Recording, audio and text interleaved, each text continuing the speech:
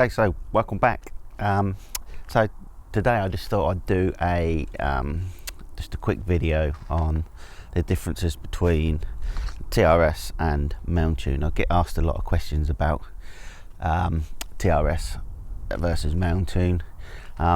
There's not a lot that you can't find out on the internet already, but I thought I'd just give you a quick rundown why I chose TRS over Mountune. There's a few sort of significant reasons, but I'll just run through them now really. So I've made a spreadsheet which is on my phone here, but I'll put it up on the screen so you can see it. So the main sort of things I've sort of put on here are the things that most people will be sort of more concerned about. So obviously top of the list is cost. So the Mountune map is £695 plus the VAT. That's including the VAT in England. So, and the Stage 2 TRS is 660. So there's about, I don't know, £30–40 difference there between the two maps. So in the grand scheme of things, it's probably not a lot really, is it? If you sort of going with one or the other. So the power differences, if you're going, so I'm talking about the M260 map and the Stage 2 map for Mountune and TRS. So they're sort of classed as the same sort of thing. So the Mountune power is 260 and TRS states 265. So there's not a lot in it either. So, and the torque, this is where it changes slightly. So Mountune is saying it's 365 and TRS is saying it's 400 Newton meters. So that's, yeah, torque makes a difference. So it depends what you're sort of looking for really. So now going to the thing that sort of made my mind up more than anything is turning some engine lights off. So Mountune won't delete any engine lights or anything like that. It's because they're probably quite a safe type map. They're sort of OEM plus type sort of thing, which is some of the Ford cars come with Mountune already on them, which is sort of a warranty sort of safe map, but they've never really said that the map for the Mark 8s is a warranty safe map. But I think of all the maps there are, it's probably the safest one there is.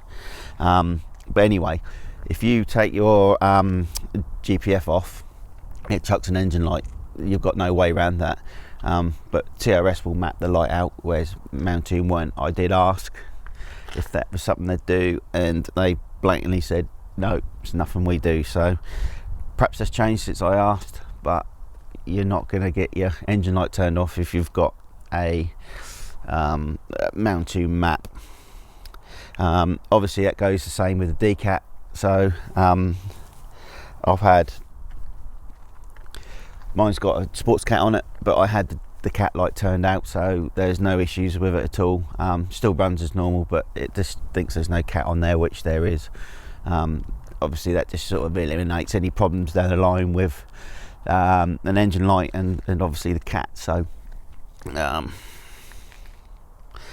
so with TRS you get 5 maps. You can sort of pick and choose what you have, different fueling, different pop and bang maps. There's all sorts of things you can do with it.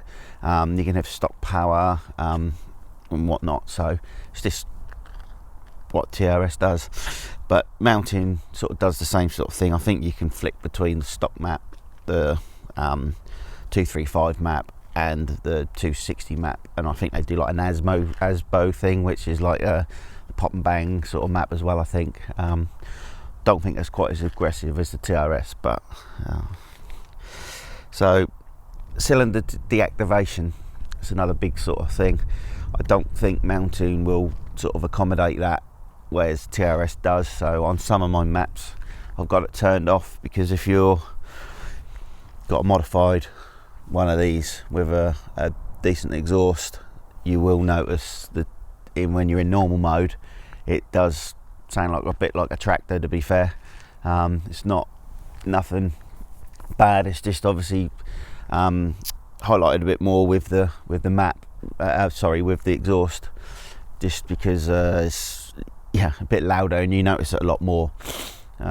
Doesn't affect the car, but like you said, in some of my maps I can turn that off so it doesn't cut in, but with Mountune I don't think that's possible. So what else we got on here? So the exhaust valve, so this is the same with the cylinder deactivation.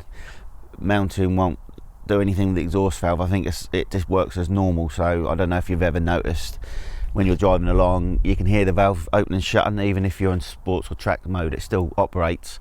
I'm not sure whether I'm not really sure, to be honest with you, but yeah, if you have it turned off on some of the maps on the TRS, it stays open all the while. I've noticed a massive difference with this. So yeah, mine's just open all the while in sports mode. That's what I've asked them to do. So when you're in sports mode, it doesn't shut at all. Yeah, it's just another option that you've got with TRS, which you haven't got with Mountune. So going there's like a hard rev limiter, which I think you can change the position of it, which TRS does and Mountune doesn't. It's just another thing that they do and that the Mountune don't. Overrun on and off, I think they both do overrun. This just for the pops and bangs, really. The TRS one is quite aggressive. I haven't actually really driven a Mountune M265 car with a map on it, so I'm not sure what that sounds like, but the TRS one, obviously I've heard in other videos, sounds pretty good, to be honest with you. Brake boosts, so I'm not 100% sure what this does, but I just think it puts you a bit more brake pressure there. You can obviously turn that on or off with TRS, where you can't with Mountune. Map for fueling, so I've already said this, you can map for different fueling on the TRS, but obviously you can't with the Mountune. And then anti-theft, so it works like this. So with the TRS map, if you put it into anti-theft, it basically, I think it just sort of wipes the ECU of any sort of thing. So when the ignition will come on, the engine will start, but then that's it. It won't do anything. I think they've took like the throttle response on that away, because you push the throttle, nothing happens. You can't drive the car. It literally, you can't rev it. It just starts and that's it. I'm not sure how the Mountune one works, but I know it's got it. But yeah, it's decent to have if you're sort of worried about where you're parking your car and stuff. So it's just another security measure there, really, isn't it? So all in all, that's the differences of the two maps, really. I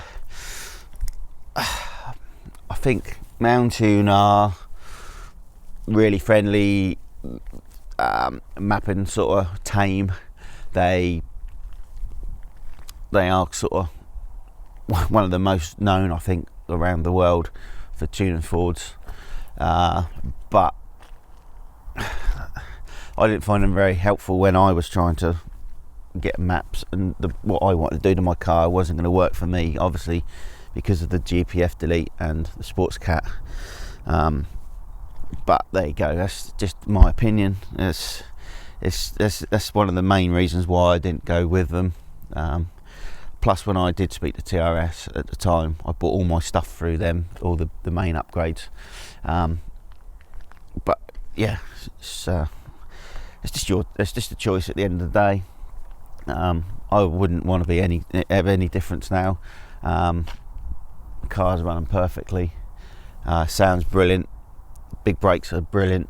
I'm going to do a video on that soon.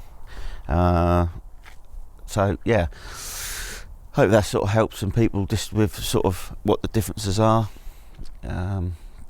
Give me a drop me a message if you want to know anything else. Not that I know everything, and I really don't. It's just what I've learned over the years of having this and the one before. I think things are sort of progressing on with these engines and the tuning now. I don't think other than sort of putting a hyper turbo on one of these, Stage 2 is as far as you're going to get, really, without sort of changing the turbo. That's a different story for a different day about turbos. But anyway, yeah, drop me a comment, keep liking the videos. I've got a few more planned for this car before the winter gets here.